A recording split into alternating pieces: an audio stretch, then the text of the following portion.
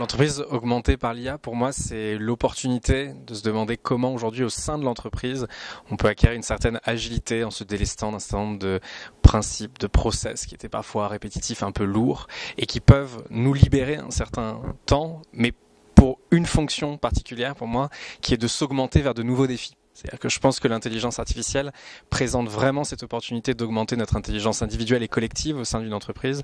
pour aborder de nouveaux sujets. C'est-à-dire ne pas simplement chercher à réparer le réel ou à optimiser des process existants, mais à vraiment penser en rupture des défis qu'on peut maintenant aborder par l'intelligence artificielle et humaine.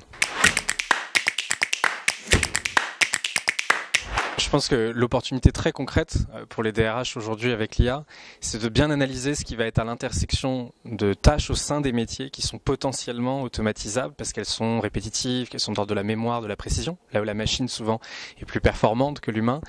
Et ces tâches, en quoi est-ce qu'elles s'intersectionnent avec des tâches qui participent de la désaffection au travail? C'est-à-dire comment est-ce qu'on va pouvoir remotiver finalement aussi des équipes, les porter vers de nouveaux objectifs en délestant toute une partie de tâches. On a vu dans un papier du HBR de 2016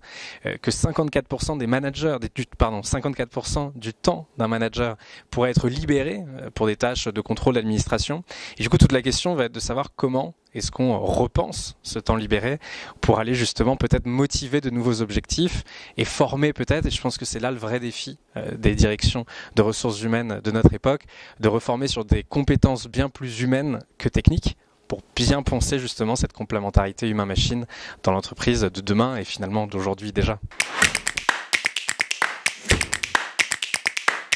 Au niveau de l'entreprise, du COMEX, l'obstacle peut-être fondamental qu'il va falloir surmonter pour permettre une adoption d'une véritable stratégie d'intelligence artificielle, c'est de permettre à l'entreprise dans son ensemble, dans toutes ses directions, dans toutes ses verticales, dans tous ses secteurs d'opération, de parler le même langage. C'est-à-dire de bien comprendre quelles sont les opportunités réelles de l'intelligence artificielle pour d'abord permettre de dissiper un certain nombre de peurs et permettre à tous de parler finalement effectivement la même langue, d'être dans une AI literacy où on va être capable de penser des objectifs communs. Je pense que le meilleur moyen de le faire, c'est déjà de permettre une sorte de zone commune de compréhension comme un dénominateur commun en formant au sujet de manière très simple et ensuite de porter au niveau de la direction une vision assez lointaine et assez positive qui puisse embarquer la société dans son ensemble vers la réalisation de ces nouveaux objectifs.